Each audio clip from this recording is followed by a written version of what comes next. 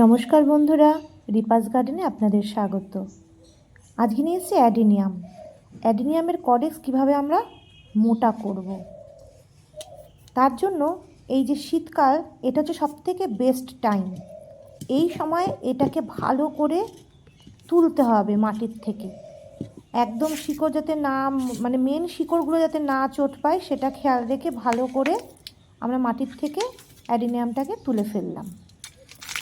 তুলে যত মাটি আছে সব মাটিগুলোকে হাত দিয়ে দিয়ে যতটা সম্ভব ভেঙে সরিয়ে দেব। আর যেগুলো পারবো না তার জন্য কি করব, জলের মধ্যে কিছুক্ষণ চুবিয়ে রেখে ভালো করে ধুয়ে পরিষ্কার করে নেব। দেখুন আমি ধুয়ে একদম পরিষ্কার করে নিয়েছি। এবার কি করতে হবে, যত সরু সরু রুট আছে চুলের মতন যে রুটগুলো, সেগুলোকে কেটে আমি পরিষ্কার করে দেবো। মোটা রুট কিন্তু কাটবো না।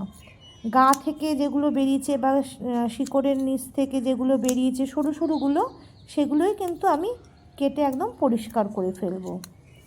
এইভাবে যদি আমি শীতকালে এদেরকে একটু ঝুলিয়ে রাখতে পারি পাক্কা 20-25 দিনের মতন, তাহলে যখন আমি আবার নতুন করে বসাবো, তখন যখন খাবার ঠাবার পাবে সঙ্গে সঙ্গে ওর কডেক্স মোটা হতে থাকবে।